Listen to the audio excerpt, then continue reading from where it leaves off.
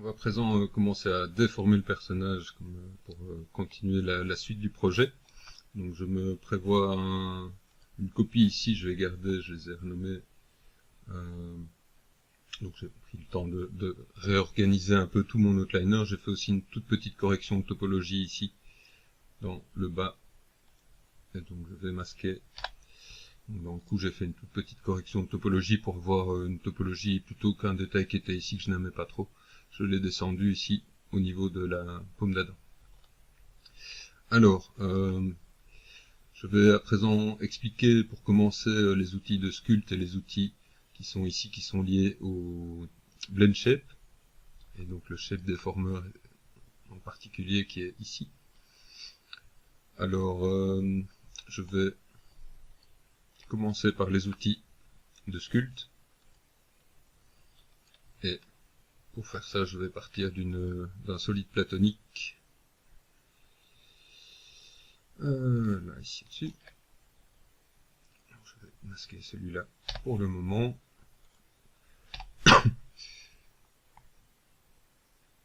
Et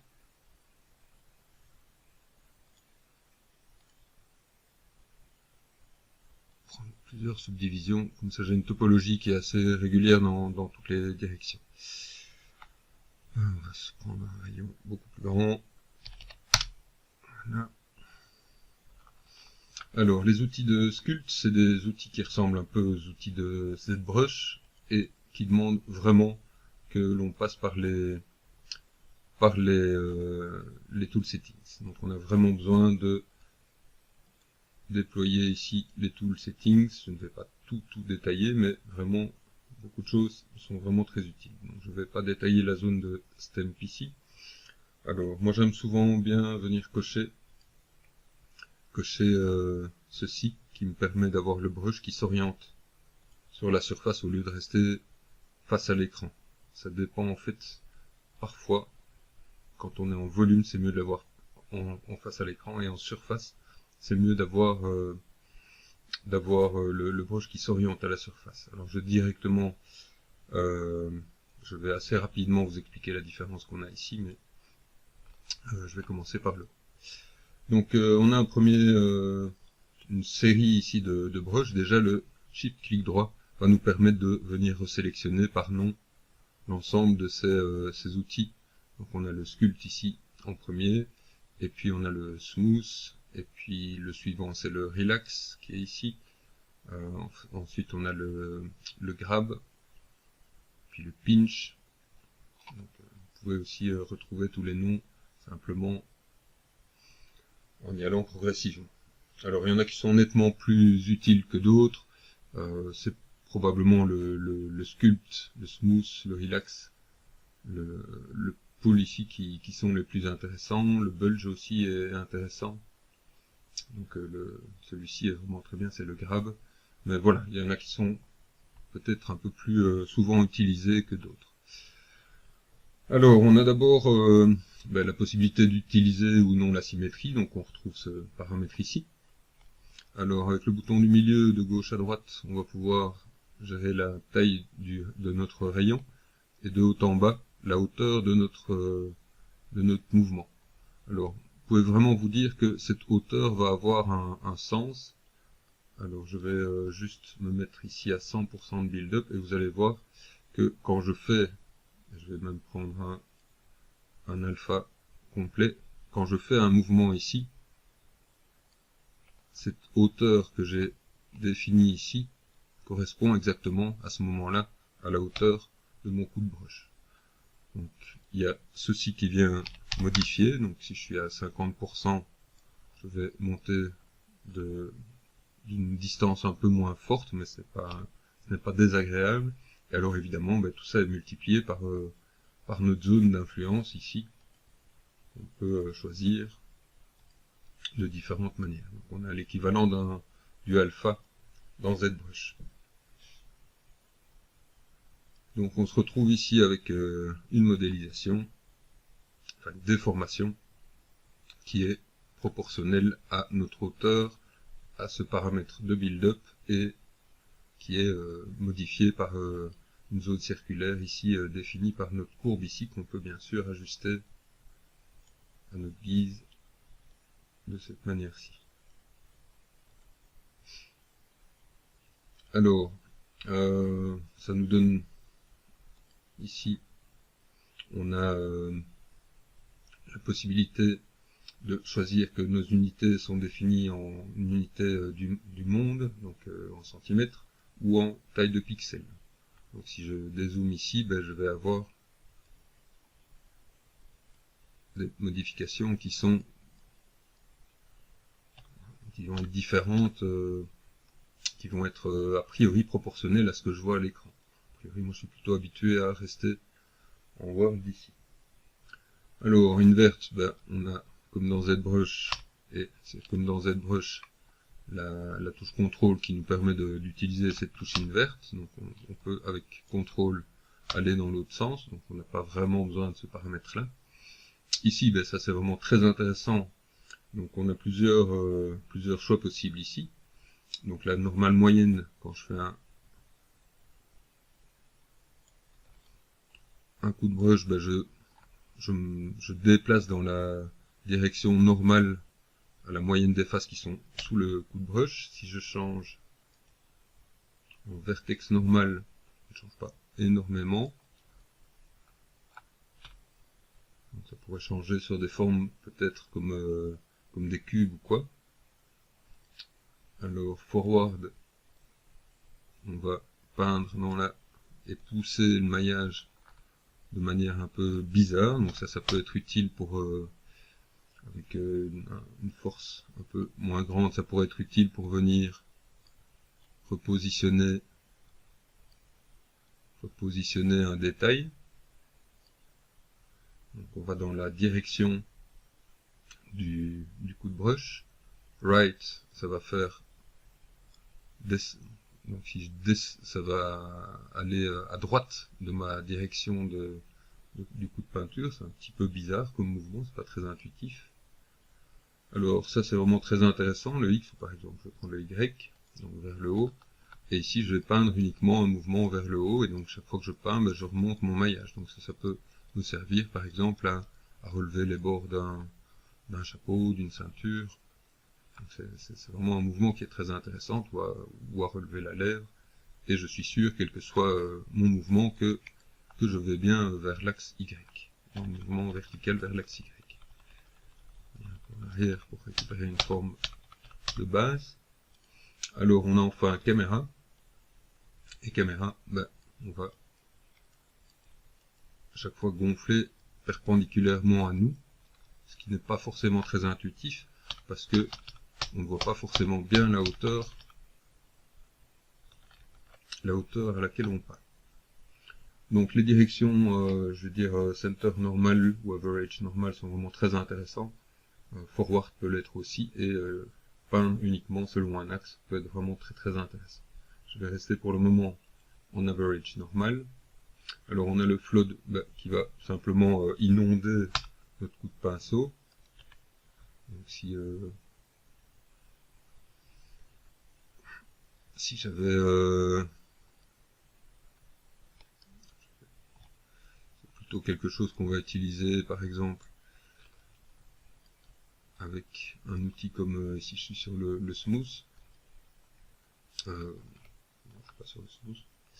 Si par exemple j'étais sur l'outil smooth, le flood va me permettre d'inonder et d'adoucir progressivement ma forme. Je pourrais le faire aussi par exemple avec le relax, qu'on ne voit pas très bien ici, mais je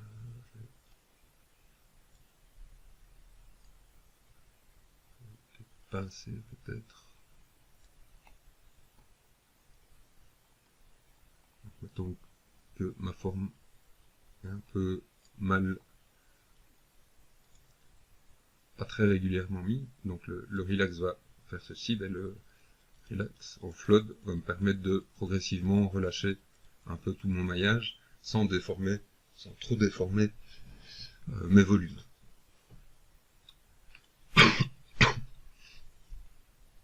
Alors le spacing, ça c'est l'idée un peu comme dans tout système de brush, c'est l'idée que en fait c'est comme si je faisais un clic, un clic, un clic, un clic, et ces clics sont plus ou moins espacés, donc c'est une répétition de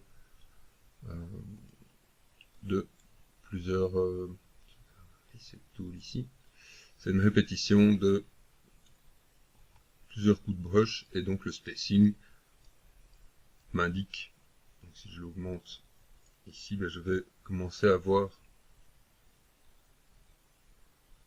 mes différents coups de brush qui se séparent. Donc ça peut devenir utile quand on a des densités de maillage beaucoup plus élevées que ce que j'ai ici, et quand on veut commencer à utiliser nos outils comme dans ZBrush avec des stems, donc l'équivalent d'une impression en relief d'un motif qui va être défini ici par une image en noir et blanc. Donc on ne va pas spécialement modifier, je vais laisser à la valeur par défaut ici, dans un premier temps. Donc de tout ce que je viens de parler, il faut en tout cas retenir que on a la possibilité aussi de changer l'affichage et de voir le fil. Il faut retenir que ça peut être utile, parfois vous allez voir qu'on a des drôles d'affichage, ça peut être utile quand on a mis un matériau AI standard ou quoi sur un modèle, de passer en flat shade et de passer en affichage comme ça ici. Vous aurez un meilleur aperçu des formes que vous créez. Vous voyez qu'on voit bien apparaître les bosses avec les couleurs sur les faces. On sent beaucoup mieux les volumes ici que quand on est en smooth shade. Donc ça c'est une des choses que vous pouvez retenir. J'aime vraiment bien quand je travaille faire ceci. On retiendra le bouton du milieu et bien surveiller la hauteur visuellement du mouvement qu'on fait, donc qui nous donne vraiment une très bonne idée de la hauteur de notre déformation, qui est sinon contrôlée par Strength, par Build-Up, l'activation de la symétrie, et les différents choix ici. La possibilité ici de venir cocher cette case Orient Brush to Surface. Alors, je parlais de surface et volume ici. Je vais prendre une autre forme pour vous le montrer. Je vais prendre simplement un cube.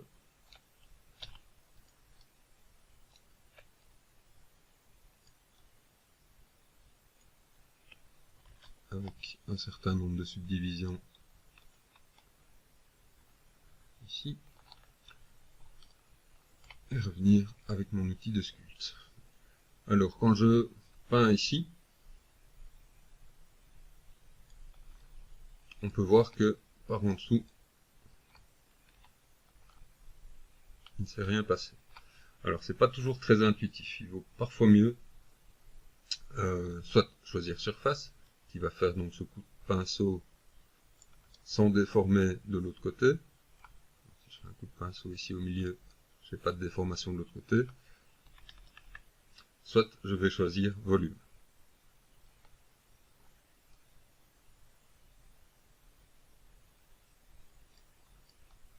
Et à ce moment-là, la déformation se fait de l'autre côté. Donc imaginez que vous voulez utiliser un outil comme celui-ci, ce sera vraiment important de savoir si vous êtes en volume ou en surface. Là j'étais en surface, si j'étais en arrière, si je suis en volume,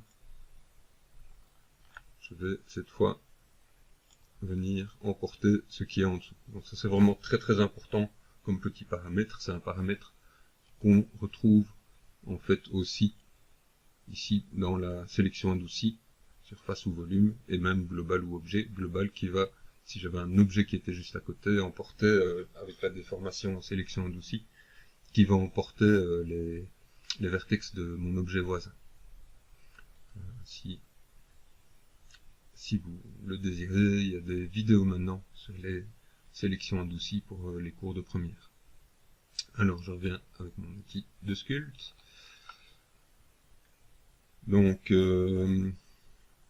voilà en gros pour la présentation des principaux paramètres. Donc on a comme raccourci CTRL pour inverser, et on a SHIFT qui va en fait activer le smooth. Donc on est vraiment dans les mêmes raccourcis que dans ZBrush.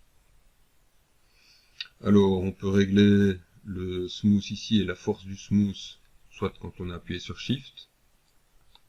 Donc là je vais régler la force de mon smooth. Soit je peux évidemment, je peux aussi le régler quand je viens sur l'outil Smooth lui-même. Alors on a un petit paramètre ici qui va être lié à cette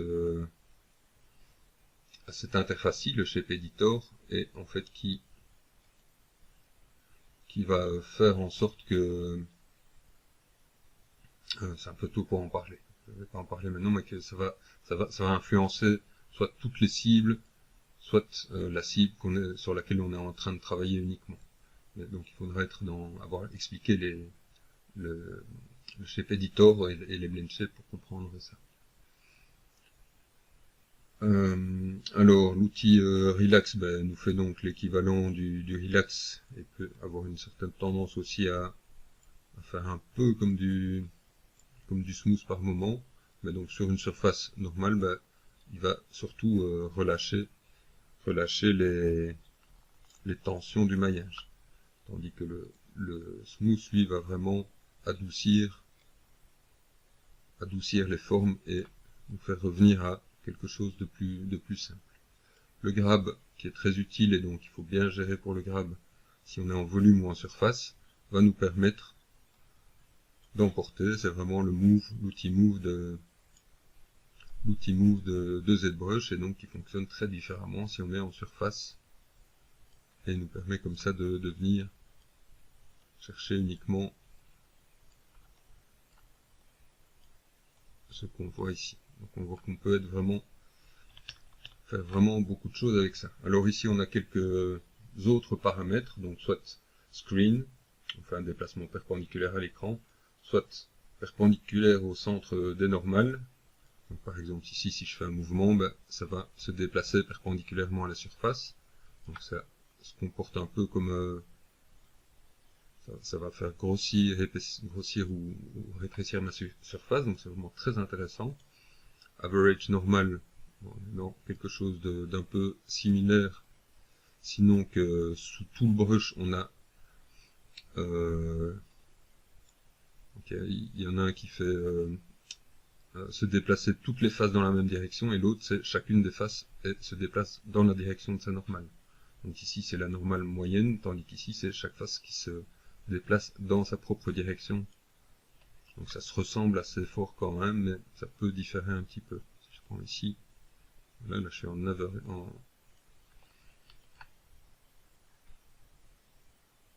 ça se ressemble quand même assez fort, faut bien l'avouer. Center normal, average normal, c'est quand même assez similaire. Alors XY, etc. Là on a un mouvement qui est bloqué selon un plan. Donc si je mets en X, Z, je vais avoir juste un mouvement horizontal sans me déplacer verticalement. Je me remets en screen. Alors l'option Follow Path ici, on va surtout bien voir ce qui se passe quand on a un brush d'assez grande taille. Et ici on voit que ça permet de faire des sortes de vagues ou d'ondulations dans le mouvement ici. Donc on n'est plus sur une trajectoire, un déplacement linéaire. Donc on suit le chemin du déplacement. Constraint to surface, je vais d'abord refaire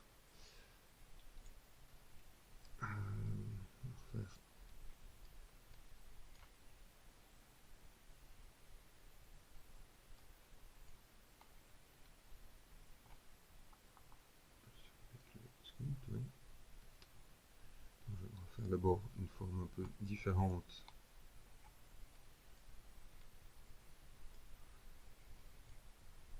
Donc si je suis en constraint to surface, si je fais des mouvements, on voit que je ne fais que faire glisser mon maillage sur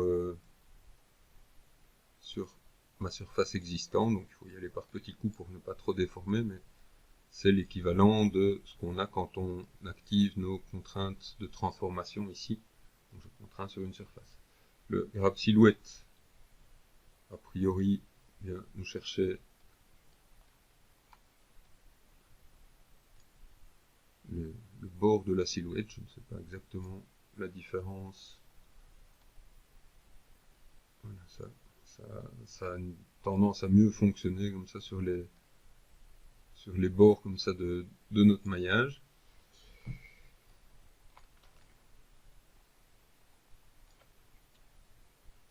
Donc il est quand même souvent assez agréable aussi. Je l'active souvent par défaut sans vraiment y penser. Alors le twist fonctionne un peu bizarrement, il nous permet de tourner ici perpendiculairement à l'écran, de faire réorienter notre maillage.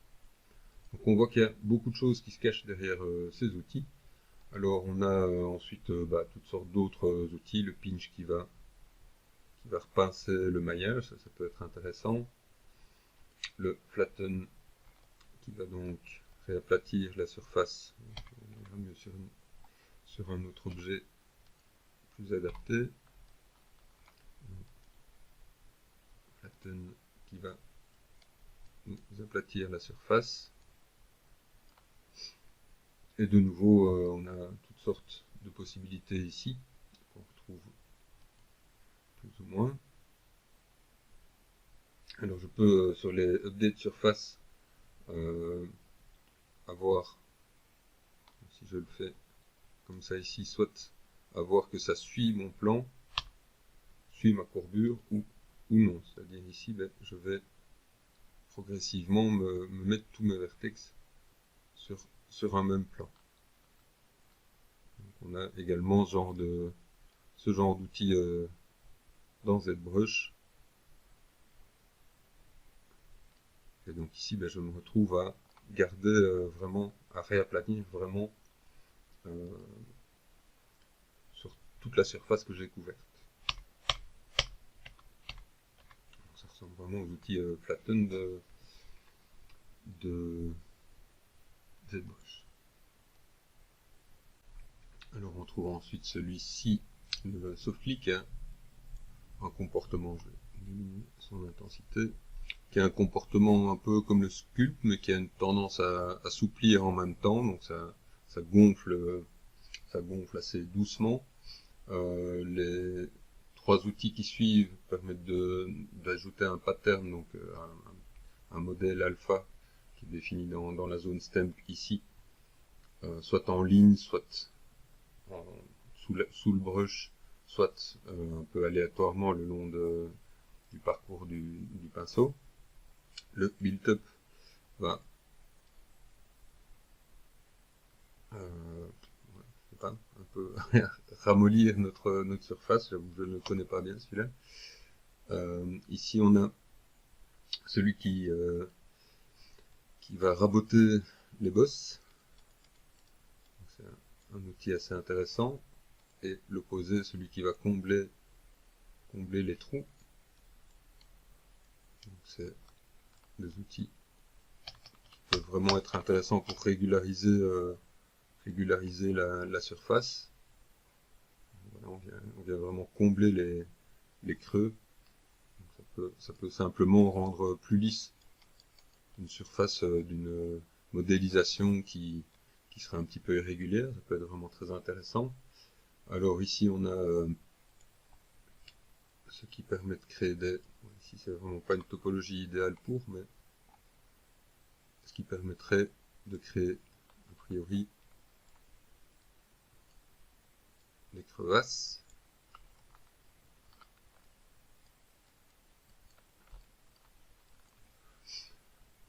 On a enfin ici un outil qui est un petit peu comme l'outil qu'on a déjà montré, peut-être un peu fort ici, mais qui nous permet donc de repousser un peu notre topologie. Ici on a l'inflate assez classique, qui fonctionnera par exemple très bien pour gonfler un bras.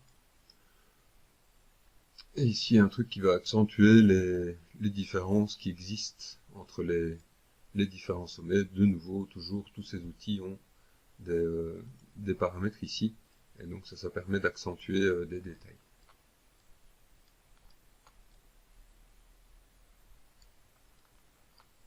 Et toujours le Shift qui nous permet d'adoucir. Ouais, c'est un peu une démonstration un petit peu brouillon, mais des différentes possibilités qu'on a ici.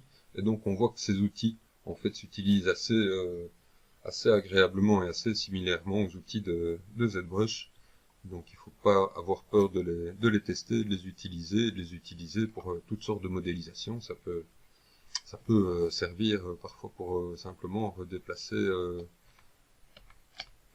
redéformer très légèrement des modélisations rigides pour qu'une table soit un petit peu déformée. On vient chercher l'outil Grab et très rapidement on peut redéformer très légèrement, très souplement les modélisations qui ont été réalisées dans Maya pour les rendre un peu moins régulières. Donc on va trouver enfin l'outil qui nous permet de masquer, ou plutôt de geler certains sommets. Alors pour le voir, il faut décocher la case ici, il faut cocher la case ici. Et on le voit, attention que peut-être cette case-ci fait disparaître cette information-là. Donc simplement, donc je peux peindre ou adoucir ce que j'ai peint ici.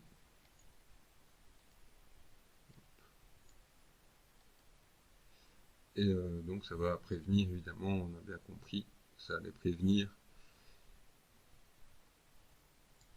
notre modèle d'être affecté par les différents brushes. Donc on a tous ces boutons qui nous permettent d'inverser ce qui est masqué, de dégeler tout, ce qui est gelé, pardon. Rien de très compliqué ici. De nouveau, des choses que on connaît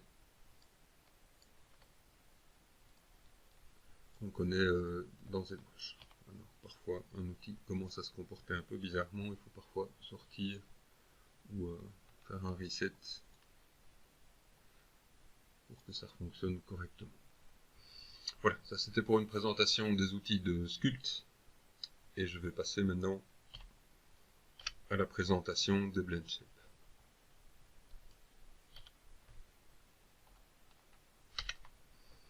Alors, pour les Blend Shape, je vais me créer un objet. Je vais prendre une simple sphère.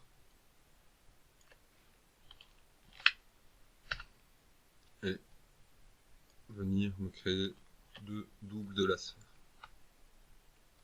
Alors, les Blend Shape, c'est un système qui se trouve dans le menu Déforme, qu'on trouve ici, qui n'ont pas d'option particulièrement très intéressante au début, donc on va bien rester avec les options par défaut. Il faut sélectionner les objets dans un certain ordre. L'ordre de sélection va avoir une importance. Première cible, deuxième cible et l'objet qui va recevoir le Blend Shape. Donc là, je viens d'appliquer mon Blend Shape ici et je me retrouve avec deux Blend Shapes qui pour le moment ne font rien du tout. Alors je vais venir déformer cette cible-ci. Par exemple, une déformation vers le haut. Je vais déformer ma deuxième cible avec par exemple une déformation contre le bouton du milieu vers l'extérieur ou plutôt vers l'intérieur.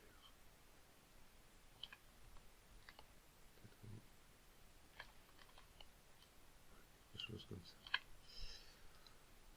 Donc ici j'avais mon Blend Shape avec la première cible qui était activée, l'autre pas. Et je vois que je vais pouvoir combiner comme ça, très simplement, une cible, une autre cible, et obtenir un résultat qui sera la combinaison des deux. Donc je peux évidemment animer tout ça. Je peux également dépasser. Donc je pourrais aller à une valeur de 2, de 10, ce que je veux. Donc je continue dans la direction du mouvement. Je peux aussi aller dans le sens opposé. Donc on peut vraiment déborder et exploiter un blend shape qui aurait été réalisé pour aller au-delà du blend shape ou dans la direction opposée. Alors, plutôt que d'utiliser cette ancienne version, cette ancienne interface, on s'y perd vite avec donc il y a toutes sortes d'outils liés au blend shape ici, pour rajouter des cibles, etc. Mais à un moment donné, on se rendra vite compte que ça ne deviendra plus très pratique. Donc ici, j'ai une interface qui me permet beaucoup plus visuellement de visualiser les blend shapes que j'utilise, de pouvoir très rapidement masquer l'effet d'une de mes cibles, et également de pouvoir, en fait, je peux me passer maintenant de ces deux cibles là, et je pourrais venir choisir de rééditer ma cible ici, et par exemple de venir changer, sans asymétrie, ça fait un truc un peu bizarre, de venir donc redresser ici ma cible. Et donc ma nouvelle déformation m'amène dans cette nouvelle forme. Donc je peux venir très facilement, je peux me passer des cibles présentes à côté, et je peux très facilement venir rééditer telle ou telle cible. Alors on va pouvoir faire avec les blend shapes, toutes les... Je vais l'intégrer dans mon interface ici. On va pouvoir faire toutes sortes de petites opérations avec les blend shapes. On va les voir petit à petit. Donc quand on édite ici, on va pouvoir faire absolument toutes, quand on édite, il faut être attentif à déjà peut-être isoler notre cible, et je vous invite vraiment à éditer en étant à 100% ici. Donc on va pouvoir utiliser absolument tous les outils de sculpt qu'on a à notre disposition, et on va pouvoir utiliser les sélections d'outils, du simple déplacement. On pourrait utiliser vraiment tout ce qu'on a à notre disposition pour déformer un objet. Alors j'irai même plus tard voir comment on pourrait utiliser les déformeurs comme un lattice ou nos déformeurs ici pour plier, courber un objet. Je changerai d'objet à ce moment-là. Alors ce que je vais regarder maintenant, je vais masquer cette cible-là, on va rajouter un target pour tester une autre déformation. Hop, je reviens simplement ici. Alors je vais prendre simplement une déformation qui cette fois ne sera pas symétrique. Donc je vais mettre selon en face de mon objet ici. L'axe X vers la droite, et voilà, simplement déformer juste d'un côté comme ça. Alors je vais appeler cette cible là right, et voir que l'on peut retourner une cible. Avec flip target, on va retourner une cible. Alors on peut dans les options de flip target choisir l'axe ici, object X. Donc on pourrait également faire des symétries verticales, etc. On a également le mirror target, de nouveau avec une option qui permet de choisir la direction cette fois, et on fait un miroir de notre cible ici. Alors le miroir est moins intéressant que le target parce que on a la possibilité aussi de dupliquer une sphère, une cible. Je vais masquer ceci pour le moment, faire un flip target dessus. Donc je peux renommer ceci non pas copy mais left, et je me retrouve avec deux cibles maintenant, une à gauche, une à droite, qui vont me permettre d'avoir, on imagine bien pour un personnage, un sourire qui ne sera plus symétrique cette fois. Donc on va pouvoir combiner ces deux sphères là. Alors je peux également les grouper, donc soit par le petit bouton ici, soit par un clic droit groupe, et avoir ma cible combinée par la proportion que j'ai choisie ici, donc soit à 100% ici, mais je pourrais aussi faire une cible d'un sourire asymétrique par exemple. Donc on peut également encore grouper, je pourrais grouper ça, enfin faire des groupes de groupes, etc. Ça, on se doute bien que tout ça va marcher. Alors j'ai d'autres choses qui vont être possibles. Qu'est-ce que j'ai d'autre?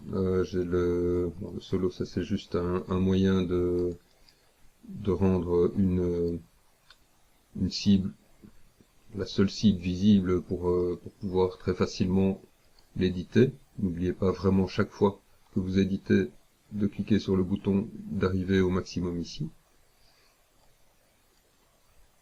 et de l'isoler pour bien voir ce que vous faites.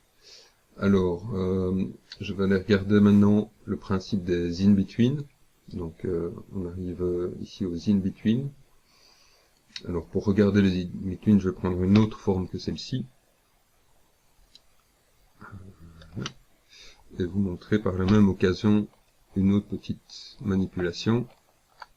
Je vais prendre un cube avec quelques subdivisions en hauteur.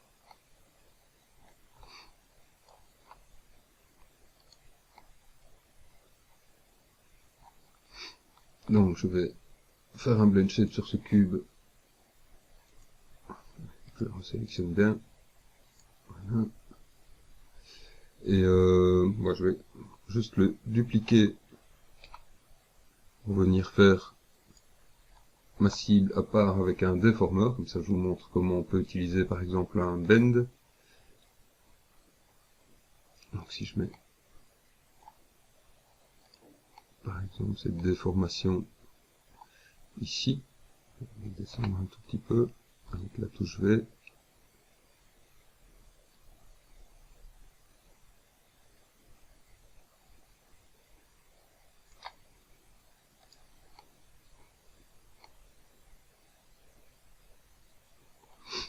Voilà.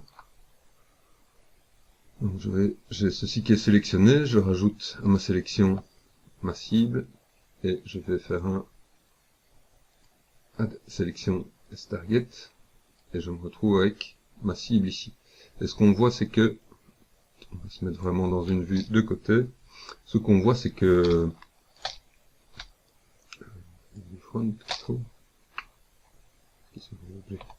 voilà. Ce qu'on voit, c'est que les cibles de blend shape, donc si je suis exactement le parcours de ce sommet là, il va faire vraiment une ligne droite. Donc dans ce genre de cas où on aimerait avoir des courbures, on a des déformations qui ne sont pas très agréables. Alors avant d'essayer de corriger ce problème de courbure qui n'est pas très agréable, je peux observer une autre chose, c'est que mon objet mon objet avec le blend shape va continuer à suivre les déformations de cette cible ici qui était liée au bend. Donc je vais y aller progressivement. Alors je vais mettre ceci un peu mieux, je vais le mettre à la base. Comme ça je peux faire sur le bend, si je mets 90, je mets à 2 ici. Là je vais faire un demi-cercle. Alors, ce qu'il faudrait que je fasse, c'est donc, je vais supprimer celui-ci. Delete. Et au fur et à mesure, faire des copies ici. CTRL D, je vais garder une copie au fur et à mesure, je vais me faire directement quelques copies de mon cube ici, avec différentes valeurs de courbure. Donc je vais en mettre une à 45, CTRL D, je vais en mettre une à 22,5.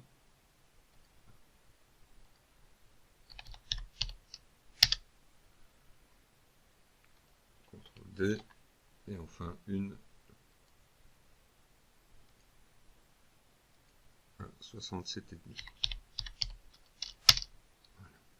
Et de nouveau CTRL D. Donc je vais utiliser ces différents cibles là. Donc je vais commencer par ma cible complètement pliée ici. Je sélectionne mon blend shape en plus et j'ajoute ma cible comme target. Donc là vraiment on va avoir ici une déformation vraiment pas très agréable où on passe en ligne ici. Alors je vais me mettre à ce niveau aussi plus ou moins un quart, donc je peux mettre précisément 0,25 et je vais prendre, c'était celui-ci, le 5, et je vais ajouter un in-between target en prenant ma sélection ici. Je vais prendre le suivant à 0,5, de nouveau un in-between target, et enfin à 75, in-between target. Donc je me retrouve avec mes trois valeurs ici,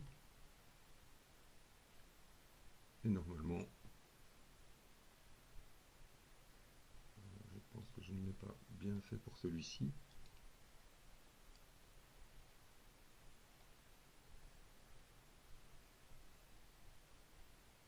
Ni pour celui-ci.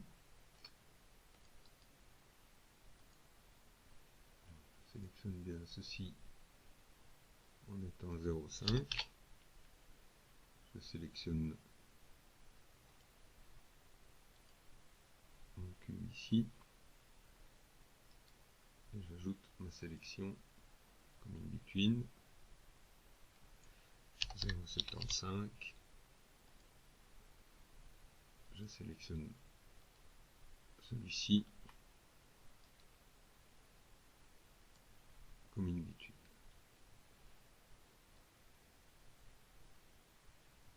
Trompé dans la en arrière. Il y a un truc qui va pas, dans 75 c'est pas le bon. On va supprimer ça. N'importe quoi ici. Donc je dois avoir ce site sélectionné et c'est celui-ci que je veux à 75.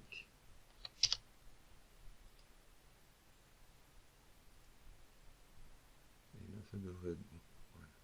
Donc ici je vois que je vais passer progressivement par mes différentes formes. On sent que c'est pas encore parfait, il faudrait peut-être en faire plus, mais c'est déjà nettement mieux.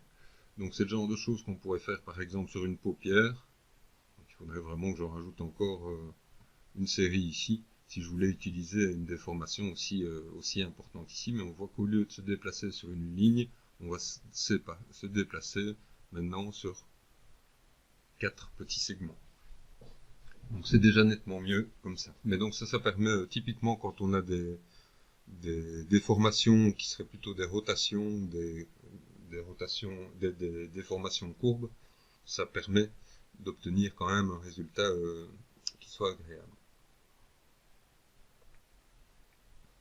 Alors donc ça m'a permis aussi de voir que on pouvait utiliser, donc je pourrais très bien aussi me créer un in-between simplement sur ma forme sans avoir une forme extérieure que je vais utiliser. Donc c'est soit un in-between qui va être créé là où je l'ai décidé, je veux me créer un in-between et je dois venir le sculpter moi manuellement ici comme n'importe quelle cible. Je peux le repositionner évidemment, le supprimer. Voilà pour les in-between. Donc on va aller voir maintenant les combination targets. Donc je vais me refaire deux cibles.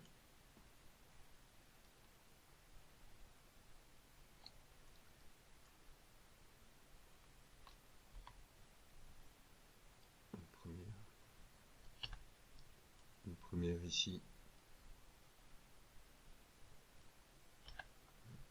On va mettre en perspective pour voir bien ce que je fais. Pourquoi il ne va pas sélectionner derrière. Donc je vais en prendre une ici et je vais faire une deuxième cible qui déformerait par exemple à ce niveau-ci. Et je regarde ce qui se passe quand j'active mes deux cibles ici. Et je vois que c'est pas très agréable ici au milieu. Donc je vais sélectionner mes deux cibles ici et je clique sur Add Combination Target qui vient me rajouter une cible avec annoter ici les noms de mes deux premières cibles, et je peux ici faire des corrections qui, quand j'activerai l'une ou l'autre des deux cibles, va s'activer automatiquement. Donc on voit que voilà, ici je n'active que celle du haut, ben, j'ai la cible du haut, je n'active que celle du bas, j'ai que celle du bas, et si je commence à activer les deux, ben, la cible de combinaison s'active en proportion, et j'ai une sorte de correction comme ça, de combinaison quand j'active deux cibles en même temps. Donc on a vu à peu près toutes les possibilités de créer des cibles, de créer des cibles symétriques, de les regrouper, de les activer ensemble quand elles étaient symétriques et groupées. On a vu le moyen de nommer, d'isoler, d'ajouter des in-between, des cibles de combinaison. On a vu aussi que quand on mettait une cible extérieure, on pouvait l'ajouter plutôt que de la créer par cette interface-ci. On a vu que si une cible était extérieure, ben, elle restait liée avec les déformations. Donc on peut faire par exemple une cible qui serait un personnage skinné en train de qui serait animé. Donc on peut aller vraiment très loin avec cette idée-là. Alors évidemment, ben, à partir du moment où on a terminé de créer nos cibles, une des choses qu'on va pouvoir faire, c'est de pouvoir animer. Donc je pourrais ici créer une clé. Là, je viens de créer une clé pour mon nœud de BlendShape. Si je le sélectionne, je peux sélectionner mon BlendShape Node, comme ça je vois les clés apparaître.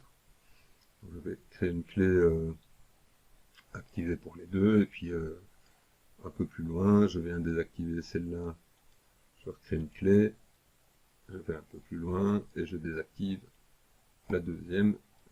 Donc on voit que c'est une interface qui est vraiment très très facile pour animer des déformations une fois qu'on les a créées.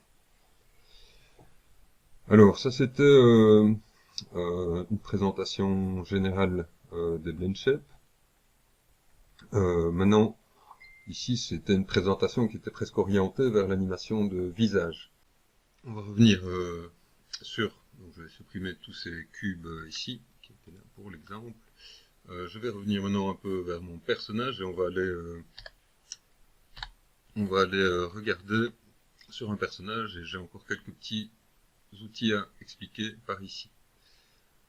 Alors, je vais donc me créer un blend shape sur mon personnage. Donc, notez bien que j'ai fait une copie, je ne suis pas sur mon original, que je garde bien de côté. Je me crée un target, je vais venir afficher tout ça en gris et venir commencer à sculpter. Alors, quand on fait des déformations sur un personnage, ben, il faut quand même se dire que c'est important de prendre le temps de travailler doucement, tranquillement. Donc ça ne sert à rien d'aller trop vite, et on ferait vite un peu n'importe quoi. Donc en tout cas, prenez bien le temps de vérifier votre outil. Là je suis en screen, Grab Silhouette, ça peut être bien. Fall off, je suis en surface ici. Alors j'ai mon affichage, comme je vous le disais, qui peut devenir un peu désagréable. Si vous mettez en flat shade, ça va être tout de suite plus agréable. Et on pourrait se faire déjà quelques remarques. Déjà quelques remarques qui sont que si je fais un sourire par exemple, ben, il faut que je fasse attention à peut-être regarder aussi à ce que ma déformation soit agréable. Donc ici, ben, j'aurais peut-être envie de venir réécarter ici, etc. Donc je peux vraiment prendre le temps de me dire que le sourire doit faire une déformation agréable, et vous voyez que c'est pas si immédiat que ça. Il faut vraiment prendre le temps de sculpter proprement les choses. Donc ça c'est quand on sera vraiment à la création de BlendShape pour l'animation. Donc on vient vraiment tester aussi notre déformation. Alors ici ce qu'on voit, c'est que j'avais une option qui n'était pas du tout agréable, et j'étais faire des choses derrière. Donc pour ça on a déjà je pense que ça c'était lié au fait que je me suis mis en Grab Silhouette, et il vient chercher ce qui est derrière. Donc a priori ici je fais ça sans le Grab Silhouette, je n'aurais pas été déformé ici derrière. Le Grab Silhouette il est éventuellement dangereux quand on est sur un visage. Donc ça sert vraiment pour des bords d'oreilles, des choses comme ça. Alors, ici donc j'ai fait des déformations que je n'aimais pas. Si j'essaie de corriger ces déformations avec les outils que j'ai ici, j'y arriverai jamais. Donc ce qu'il faudrait corriger, c'est la petite déformation que je viens de faire. Et pour ça, j'ai ici un outil de gomme qui me permet de venir gommer une déformation qui ne me plaisait pas, qui ne m'intéressait pas. Donc ici, ben, j'ai gommé ma déformation, elle n'apparaît plus. Donc je peux vérifier, je vais pouvoir gommer ici au-dessus par exemple, et je gomme la déformation elle-même, donc le déplacement par rapport à la forme d'origine. Donc tous ces outils-là fonctionnent vraiment avec l'idée déformation par rapport à la forme d'origine. Alors on a de la même manière un outil de smooth ici. On regarde s'il y avait des options à mettre en évidence, mais je pense que à part la symétrie qui pouvait être intéressante, mais je n'étais pas en symétrie tout à l'heure, donc je n'en avais pas besoin. Rien de très particulier ici. On a le smooth qui, de nouveau, est un smooth qui va agir cette fois juste sur la différence entre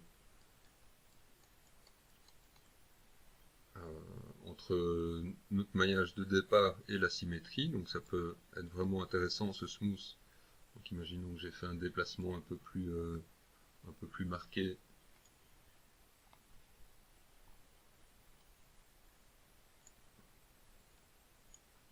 Qui me fait remonter par exemple un point ici sur ma... aucun sens ce que je fais là sur le personnage, mais bon, peu importe. Donc pour le moment, ben, ma déformation amène ce vertex ici comme ça. Ben, le smooth ici pourrait faire en sorte que mes points voisins vont suivre. Donc je fais une sorte d'adoucissement autour de ma déformation, et je vais avoir comme ça une sorte de mouvement global beaucoup plus doux. Donc c'est un adoucissement de la déformation elle-même. Alors on a deux autres outils ici qui vont... Je vais rajouter un target ici. Ça c'est une déformation qui... c'est un outil pardon, qui me permet de copier entre deux cibles. Donc je dois venir d'abord faire un réglage pour dire que j'utilise mon blade shape ici et que je veux copier de la première déformation. Donc je suis sur ma deuxième déformation et je peux venir par exemple copier ce petit mouvement ici, et je me fais une cible séparée pour ce petit mouvement ici. Donc ça pourrait permettre d'isoler une partie de déformation qu'on a fait, voilà, ça pourrait être éventuellement intéressant. Alors, ça c'était pour compléter un peu mon explication ici. J'ai enfin une possibilité d'utiliser des masques. C'est pas hyper intéressant les masques, donc, enfin, donc ça permet de... J'ai une déformation ici, je peux venir avec un masque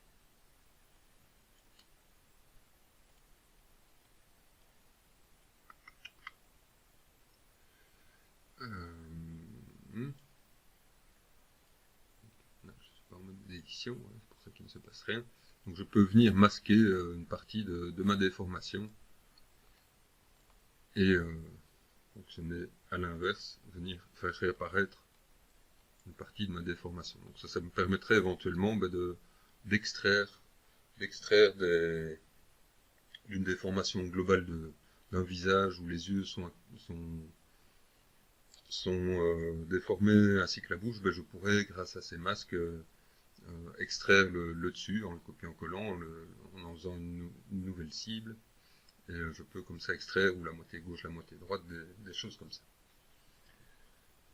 Donc voilà, je vais supprimer ces deux cibles-ci.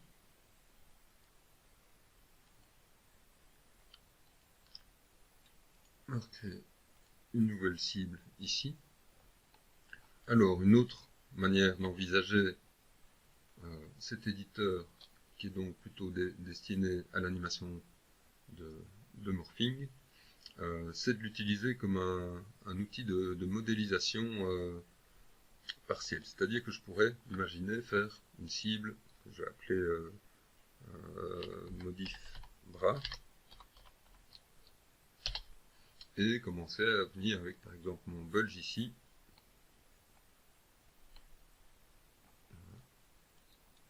Commencer à venir gonfler le bras.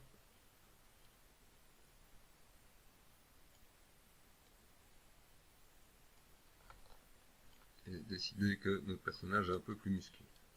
Je ne vais pas travailler en symétrie, mais je me souviens que je peux faire un mirror target, voilà, et venir activer ma symétrie après,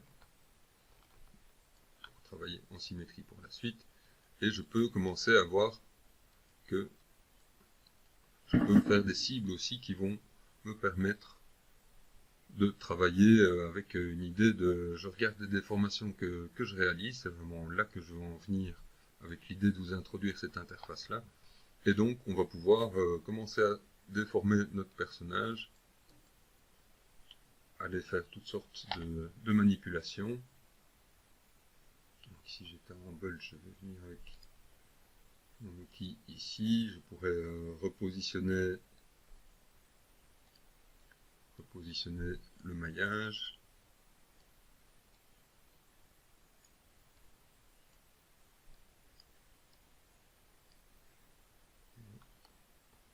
Et me faire plusieurs calques comme ça. Donc, je peux m'ajouter autant de calques que je veux et tester si une déformation est intéressante ou pas. Je vais ici par exemple.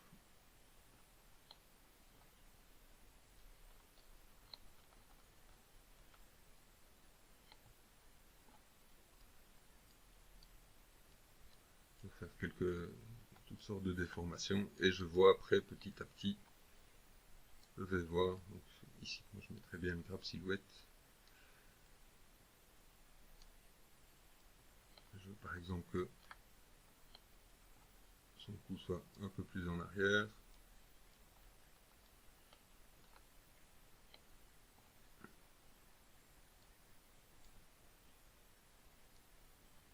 Et donc je peux me faire des différents calques de modification du personnage, voir si l'effet est intéressant avec l'un, avec l'autre. Et donc je peux comme ça cumuler, simplement cumuler et travailler vraiment avec une idée d'alpha ici, de ma modification pour travailler.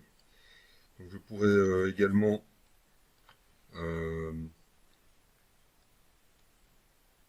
utiliser des copies de mon personnage.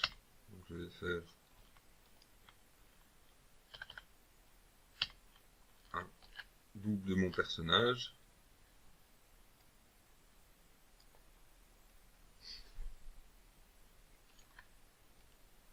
Sélectionner ici mon blend shape et ajouter ceci comme un target. Je vais l'appeler test des formes ici. Et venir ici, par exemple, choisir, j'aimerais bien, par exemple, choisir de déformer ma main. Je vais utiliser un lattice, je vais faire ça sans symétrie.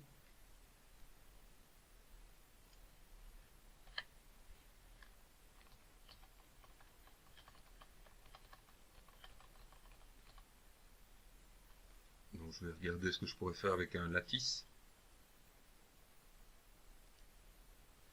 Alors mon lattice, ben, je sens bien qu'il n'est pas génial, mais bon, je vais déjà regarder ce que ça donne. Donc je vais prendre un lattice très simple.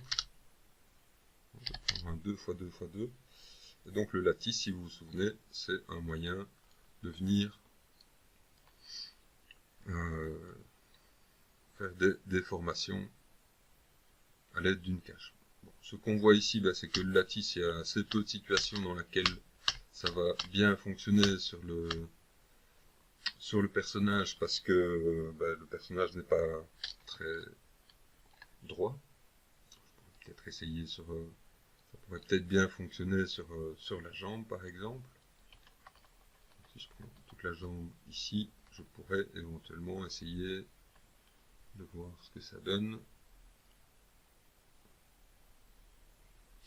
Là. J'ai une cage ici qui va me permettre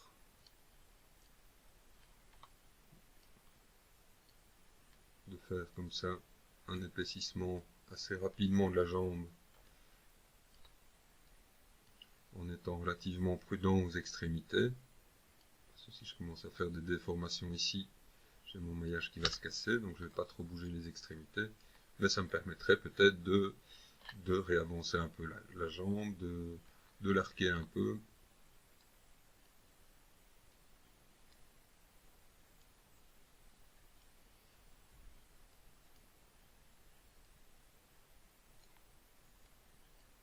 Et je peux quand même obtenir des résultats déjà intéressants avec ce genre d'idée. On est sur le même genre de déformation que ce que j'ai pu faire avec tout à l'heure le bend. Et donc si j'active ma cible ici, ben, mon personnage a une jambe qui est plus costaud et plus arquée, et je peux supprimer tout ça ici. Une fois que j'ai terminé de travailler, je peux faire le miroir et obtenir ma déformation sur les jambes. Alors plutôt que de supprimer ma cible, je vais en fait la garder, je reviens un petit peu en arrière. Donc je vais revenir à ce stade-ci, je vais garder ma cible et je vais dupliquer ici. Donc je duplique ma cible ici. Je vais pour le moment garder celle-ci, faire mon miroir ici. Là j'ai ma cible qui est disponible pour mes jambes. Et je peux maintenant revenir sur cette cible-ci et supprimer simplement la déformation que j'ai faite. Et je récupère mon maillage ici pour d'autres déformations qui consisteraient par exemple à travailler en sélection adoucie simplement pour redescendre un peu le torse.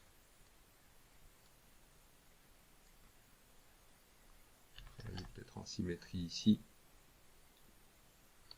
Donc, je peux vraiment utiliser toutes les techniques que je veux ici maintenant pour retravailler mon personnage, pour lui donner un peu plus de volume. Donc, je peux regarder éventuellement déjà avec ce que j'ai fait précédemment.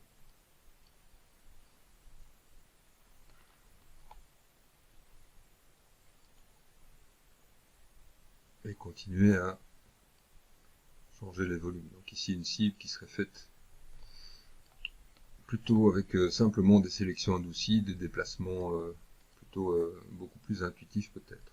Alors faites quand même attention à certaines zones du corps, des zones comme les yeux. Ce serait une très mauvaise idée de déplacer les yeux, étant donné qu'on a des sphères qui sont centrées, bien positionnées pour les yeux, et que si je commence à décaler les choses ici, ça ne va pas être une très bonne idée.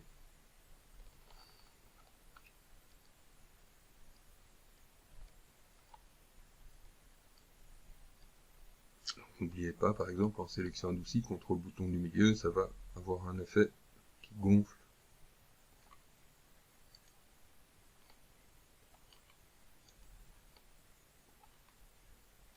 Qui gonfle les formes.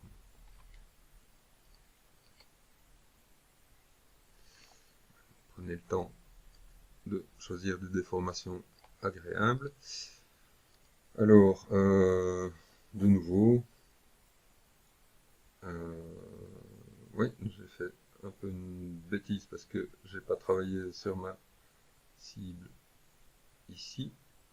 Ouais, non, c'est pas un problème, je travaille sur une cible parallèle, mais faites attention au mode d'édition ici, on se trompe facilement. Donc ça c'est quand on sculpte sur ce personnage-ci. Alors, de nouveau, je vais dupliquer cette cible-ci.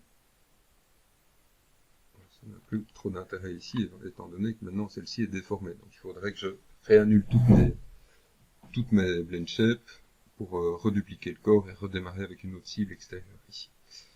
Voilà, parce que tout à l'heure j'ai pu supprimer mon lattice, mais ici je ne peux pas supprimer toutes mes modifications que j'ai pu faire sur le corps avec les déplacements en sélection adoucie. Alors, je vais montrer une autre technique, c'est la technique du wrap. Donc c'est assez proche du lattice, mais je vais le montrer d'abord sur un autre objet. Je vais prendre une sphère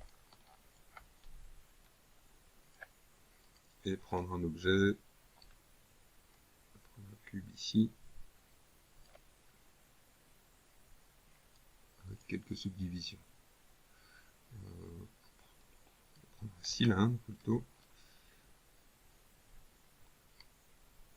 Je réfléchis. Pour vous montrer un peu l'intérêt de la chose, je prends un cylindre ici. Donc et je vais vraiment diminuer son nombre de côtés. On va mettre par exemple 6 avec une seule subdivision en hauteur. Donc le wrap ici, c'est l'idée que je peux prendre, alors je ne sais jamais très bien dans quel ordre il faut que je les sélectionne, je pense que c'est la sphère en second plan, on va vérifier ça tout de suite. Donc là j'ai sélectionné la sphère en second, je fais un wrap ici, c'est donc dans l'autre sens. Voilà, donc je dois sélectionner le cylindre en dernier. Donc la pièce la plus simple en dernier. Et donc sur ma sphère maintenant, on voit le modificateur wrap qui apparaît. Je vais le mettre en transparence. Et quand je prends ma modélisation ici, plus simple du cylindre, je vais pouvoir l'utiliser pour déformer ma sphère par en dessous. Donc on voit ici qu'il y a une sorte de zone d'influence, c'est peut-être pas un très très bon exemple, mais j'ai une zone d'influence ici qui me permet, je vais la symétrie, qui me permet de déformer, donc le cylindre va influencer ma forme ici, ici en dessous. Alors ça se passe pas très bien ici, en fait ça se passe nettement mieux avec un personnage, donc je vais montrer ça avec un personnage. Donc j'ai ici maintenant une version low poly, je vais l'isoler, une version low poly de mon personnage, où j'ai déjà presque trop de vertex, je pourrais presque en retirer, ce serait plus facile, entre autres sur le visage, il y en a presque, il y en a beaucoup, et a priori ça va devenir presque dangereux de déformer le visage avec autant de faces. Mais donc j'ai fait ça avec le quadro assez rapidement. Les mains, les oreilles étaient des zones un peu plus difficiles, peut-être les pieds, donc les extrémités sont un peu plus difficiles, mais donc j'ai fait ça en quadro avec le paramètre du quadro ici surface offset qui était défini à une certaine distance pour que les faces soient un petit peu à l'extérieur. Donc c'est mieux que les faces soient un peu à l'extérieur. On pourrait toujours aussi revenir remettre cette cage un peu plus, un peu écartée du personnage en faisant légèrement sur tous les vertex un contrôle bouton du milieu pour déplacer perpendiculairement au normal. Donc je me retrouve avec cette sorte de cage autour d'une copie ici j'ai une copie toute clean de mon personnage, donc sans aucune déformation, qui n'est plus liée pour le moment. Donc je vais venir la rajouter déjà à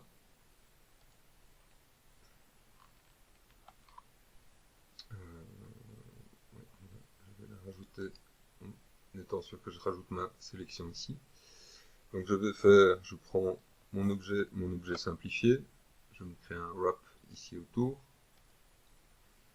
et maintenant je dispose de, donc je vais mettre celui-ci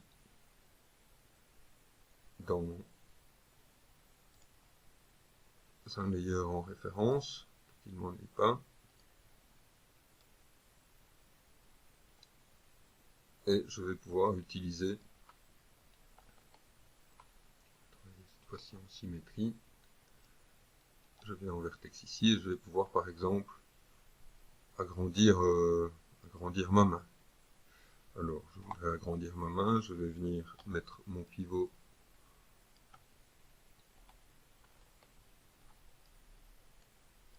à une position qui m'intéresse, l'orienter,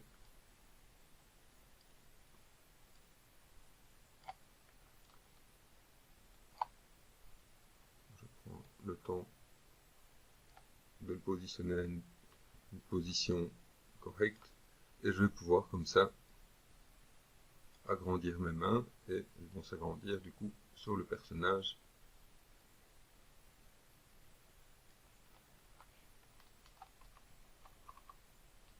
Et je pourrais comme ça faire toutes sortes de manipulations.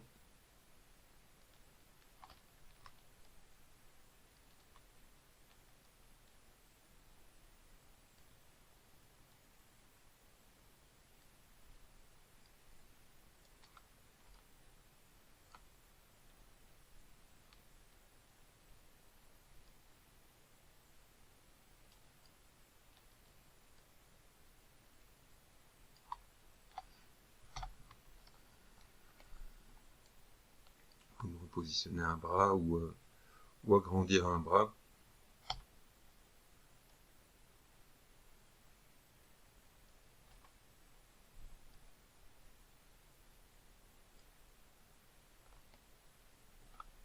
Et je vois que directement de l'autre côté, ça se déforme en fonction.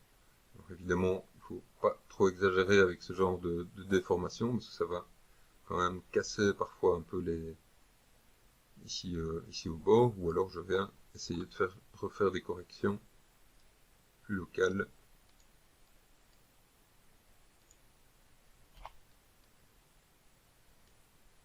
Et donc je vais pouvoir utiliser cette cage de manière, donc je pourrais peut-être remettre celui-là un peu plus proche pour voir vraiment l'effet au final, mais je vais vraiment pouvoir utiliser ce wrap pour corriger assez rapidement les formes de mon personnage. Donc on sera prudent avec la tête, parce que si je commence à faire des déformations, c'est pas du tout ça que je voulais montrer. Alors je pense que je suis en... Voilà, je vais mettre en officie pour bien sélectionner l'arrière. Et donc je sais que j'ai toujours mes yeux derrière, donc mes yeux ne sont pas emportés par mes déformations ici.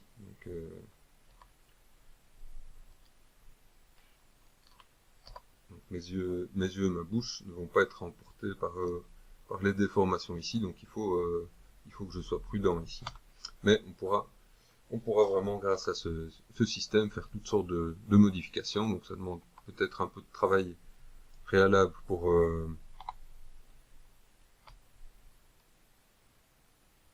alors là j'ai mon raccourci qui déconne, il paraît qu'il faut appuyer 2 fois sur W et que ça remarche. Ouais, ça remarche. Donc parfois le clic gauche devient un clic droit. Vous appuyez 2 fois sur W. Donc voilà, cette manipulation peut vous permettre vraiment d'être assez efficace et d'avoir vraiment de la latitude pour être assez précis dans les déformations que vous faites sur le personnage. Donc ça peut être vraiment une manière agréable de travailler.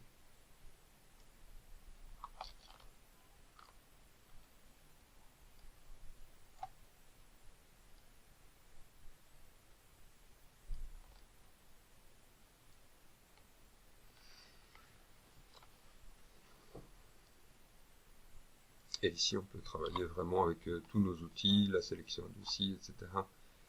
Pour la sélection d'outils en surface pour qu'elle n'aille pas chercher les bras. Et grâce à ça, je peux vraiment reproportionner le personnage et lui donner des allures vraiment très très différentes. On voit qu'on a une liberté vraiment très très différente de ce qu'on a avec les autres techniques. J'avoue que j'aime assez bien cette technique et je la fais vraiment souvent à la fin d'une modélisation de personnage pour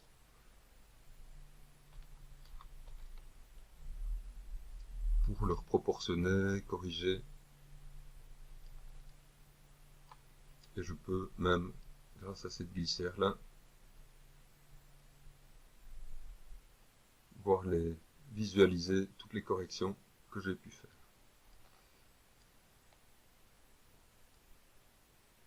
Voilà, donc pensez, enfin, voilà, je vous invite à vraiment expérimenter avec ces différentes techniques-là, visualiser comment vous pouvez transformer le personnage.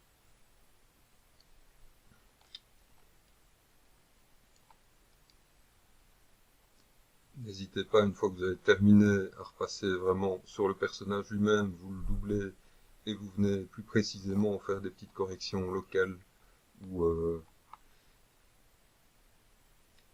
faire une correction de topologie. Je vais vous montrer un dernier petit truc qui pourrait être utile. Petite chose que je fais parfois. Donc,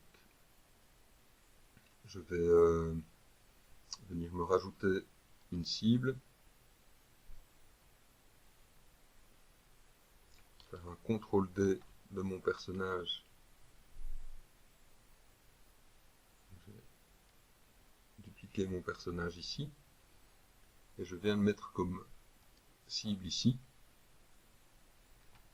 Et je vais venir avec le quadro, où je décoche bien Auto Weld, pour qu'il ne saute pas. Donc je sélectionne bien mon personnage ici, je prends le quadro, et j'utilise le relax ici, ou mes outils simplement de déplacement pour faire reglisser un peu le maillage. J'ai du mal. Je peux utiliser comme ça, normalement, il n'a pas l'air de vouloir bien déplacer, mais en tout cas il fait le relax, et donc je peux retravailler ici avec un peu mes outils du quadro pour refaire un peu de relax sur mon maillage, maintenant qu'il a été déformé.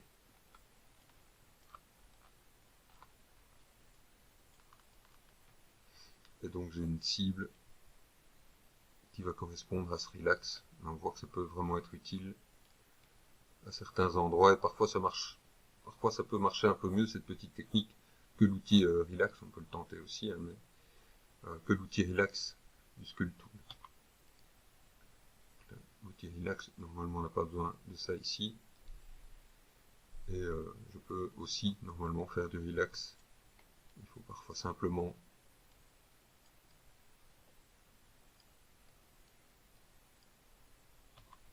peut-être bien le sélectionner. Vous pouvez toujours terminer par un peu de relax, par un peu de repositionnement. Ça a l'air de marcher. Et donc bien terminer par du relax, vous assurez que vous utilisez aussi bien la topologie. Si par exemple je regarde ici mon... Je vais supprimer ce que j'ai doublé ici. Voilà.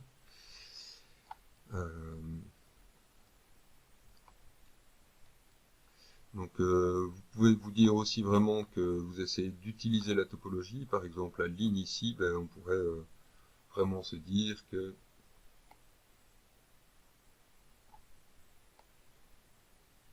elle doit servir à, dans une configuration ici en forward,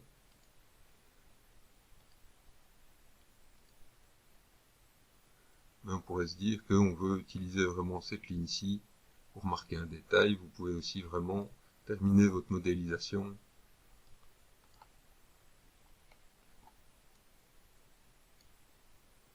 en utilisant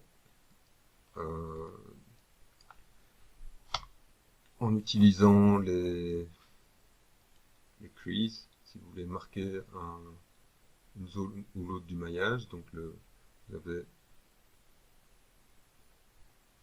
dans les fenêtres de modélisation le crease set, si vous vous souvenez, qui vous permettent de faire en sorte que certains edges vont être marqués. Je pourrais par exemple décider que je veux que le bord de ma mâchoire soit plus marqué. Donc je vais d'abord le mettre un peu plus prononcé. Et si je voulais qu'il soit